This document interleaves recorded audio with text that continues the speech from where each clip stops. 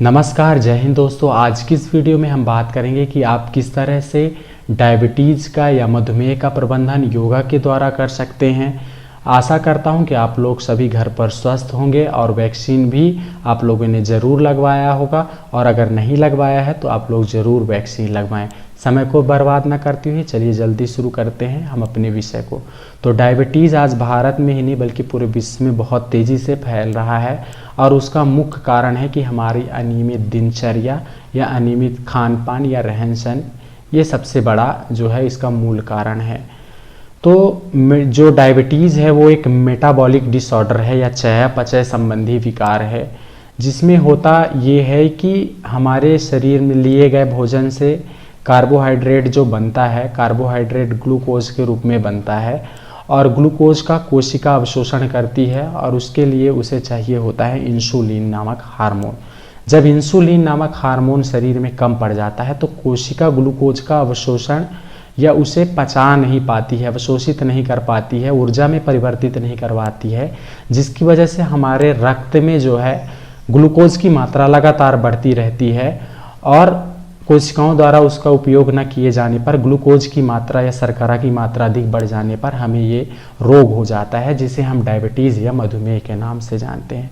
Diabetes एक बहुत बड़ी समस्या है आज के वर्तमान युग में, क्योंकि हमारे पास एक नियमित दिनचर्या या खाने पीने की सुव्यवस्थित व्यवस्था नहीं है जिससे हम स्वस्थ रह सकें। तो डायबिटीज़ दो तरह का है, एक टाइप 1 है जिसमें नॉन इंसुलिन डिपेंडेंट है, और दूसरा है इंसुलिन डिपेंडेंट।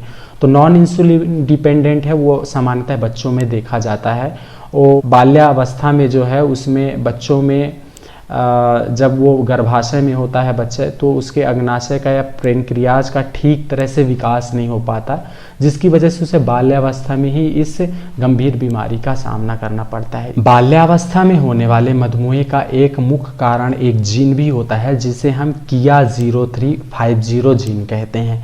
इसके कारण भी बच्चों में मधुमेह का रोग को देखा जाता है। दूसरा है नॉन इंसुलिन डिपेंडेंट, जिसको जो मुख्यतः प्रौढ़ावस्था में होता है। इसका मुख्य कारण हमारा खान पान रहन सहन होता है, जिसकी वजह से हमें डायबिटीज़ होता है।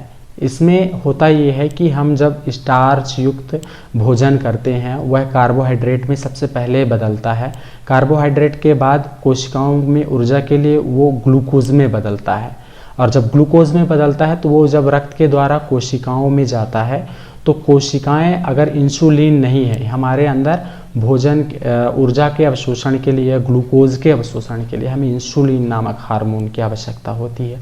अगर वो हार्मोन नहीं है तो हमारे उस ग्लूकोज का अवशोषण नहीं हो पाता है। अब इंसुलिन का उत्पादन कहाँ से हो रहा है, सिक्रेशन कहाँ से हो रहा है, पैंक्रियाज से हो रहा है। अगर पैंक्रियाज हमारा ठीक प्रकार से इंसुलिन का सिक्रेशन नहीं कर पा रहा है तो ग्लूकोज के अवशोषण न होने की स्थिति में हमें डायबिटीज़ जो है हो जाता है। डायबिटीज़ होने का एक और कारण ये है, खान पान के अलावा तनाव के कारण हमारे शरीर में एक एड्रिनल ग्रंथि होती है, एड्रिनल ग्लैंड होता है, जो तनाव की स्थिति में कार्टिकोस्टेरॉइड नामक हार्मोन का सिक्रेशन करती है, जिसे हम तनाव हार्मोन भी कह सकते हैं। तो ये तनाव की स्थिति में जो है लगातार सिक्रेशन होती है कार्टिकोस्टेरॉइड की, और रक्त में ये उत्तेजना का काम करती है। और उत्तेजना किसके लिए काम करती है, ये ग्लूकोज को बढ़ाने का काम करती है। अब हमारे शरीर में इंसुलिन कम है और ग्लूकोज की मात्रा बढ़ रही है, उसका अवशोषण, उसका विखंडन शरीर नहीं कर पा रही है, कोशिकाएं नहीं कर पा रही है। लगातार ग्लूकोज की मात्रा बढ़ने के कारण जो है डायबिटीज़ मधुमेह हो जाता है। तो इस तरह से तनाव भी इसके लिए एक बहुत महत्वपूर्ण कारण है। या फिर जैसे समझिए ऐसा कि अगर कार्टिकोस्टेरॉइड का मान लीजिए सिक्रेशन बढ़ गया, उससे ग्लूकोज की मात्रा शरीर में बढ़ जाए, क्योंकि उसने उत्तेजना का कार्य किया ग्लूकोज को बढ़ाने के लिए। अब ग्लूकोज की मात्रा बढ़ी, इसके लिए हमें इंसुलिन भी अधिक मात्रा में चाहिए। तो एक समय तक पैंक्रियाज जो है अधिक मात्रा में इंसुलिन का सिक्रेशन करता है, लेकिन अपनी क्षमता से अधिक करने के कारण वह एक समय के बाद थक जाता है, और जब वह थक जाता है तो वह ठीक प्रकार से सिक्रेशन नहीं कर पाता, और धीरे धीरे इंसुलिन का सिक्रेशन जो है वो पैंक्रियाज कम कर देता है। अब रोग किस तरह से हो गए इसको तो हमने समझ लिया। अब इसका यौगिक प्रबंधन क्या है, किस तरह से हम इसे ठीक कर सकते हैं, क्या क्या करने की आवश्यकता है। सबसे पहले तो आपको इसके कारणों को जानना होगा कि अगर हमें मधुमेह है तो हमें क्या क्या लक्षण दिखाई देते हैं। एक तो चक्कर आना है, बार बार पसीना निकलना, बार बार यूरिन के लिए जाना, खाना ठीक से नहीं पचना, घबराहट होना, घाव अगर है तो उसका नहीं भरना या फिर देर से भरना, काफ़ी समय लगना उसमें, यूरिन अगर आप करके आ रहे हैं तो उसमें चींटियों का लग जाना, या फिर कारणों को आप देख सकते हैं। ठीक है, इसमें हाई ब्लड प्रेशर की भी समस्या देखने को मिलती है, लगातार मोटापा भी इसका एक बड़ा कारण बन जाता है। तो ये लक्षण जो है उसमें दिखाई देते हैं। आप इन लक्षणों के माध्यम से डायबिटीज़ के पेशेंट को आप समझ सकते हैं कि उसे डायबिटीज़ है या नहीं है, या फिर इसमें होने की संभावना है, ऐसा आप समझ सकते हैं। अब उसमें यौगिक प्रबंधन क्या किया जा सकता है, क्या क्या करें कि यौगिक प्रबंधन के द्वारा हम डायबिटीज़ को पूर्णतया समाप्त करें या उसे नियंत्रित करें। तो इसमें करना क्या होता है कि हमें लगातार इसके लिए काम करना पड़ता है। और काम किस तरह से करना पड़ता है, अपने आप को एक व्यवस्थित दिनचर्या के साथ आहार विहार से लेकर हर एक चीज़ में आपको देखना होता है और आपको उसके अनुकूल बनाना होता है ताकि आप उसको जल्दी ठीक कर सकें। तो सबसे पहले जो है यौगिक अभ्यास में आपको सूक्ष्म व्यायाम करना होगा, और आप ये किसी योगाचार्य से सलाह लेके करें तो और बेहतर आप इस चीज़ से को कर पाएंगे और इससे जल्दी निजात पाएंगे। तो सबसे पहले आपको सूक्ष्म व्यायाम के द्वारा अपने अभ्यास को शुरू करना है। प्रातःकाल फ्रेश अप होने के बाद, ठीक है, आप लोगों को पानी पी लेना है। उसके बाद फ्रेश अप होने के बाद थोड़े से समय के बाद आपको योगा अभ्यास चालू। तो सूक्ष्म अभ्यास के बाद जो है हमें कुछ अभ्यास करने हैं।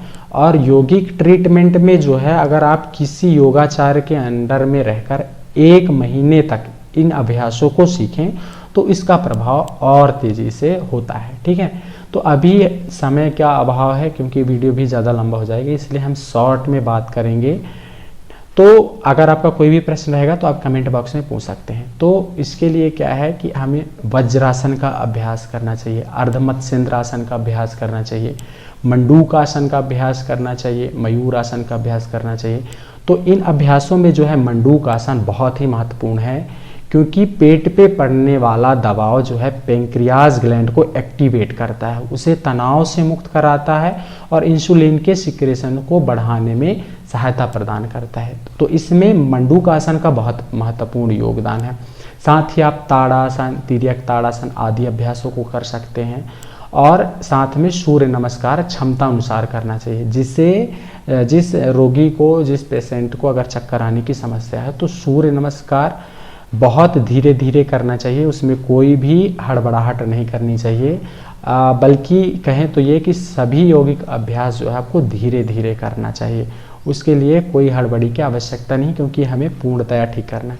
तो योगा अभ्यास में आप सूर्य नमस्कार को भी शामिल करें, ये आपके लिए और अच्छा होगा। सूर्य नमस्कार के अगर आप 2 चक्र, 3 चक्र, 6 चक्र, 12 चक्कर कर पाते हैं तो बहुत अच्छी बात है। साथ में आपको जो है कुंजल क्रिया, इसको भी आप कर सकते हैं। योग में लघु शंख प्रक्षालन या शंख प्रक्षालन का वर्णन आता है, उसे भी अभ्यासी को करना चाहिए। इससे जो है पाचन तंत्र हमारा मजबूत होता है, साथ में आंतरिक जो अंग हैं उनको काम करने में सहायता मिलती है।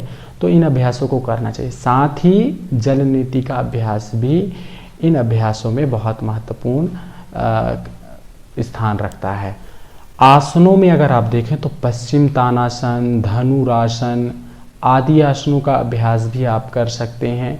इनके अभ्यास से जो है पाचन तंत्र हमारा मजबूत होता है, अंगों को कार्य करने की दक्षता मिलती है।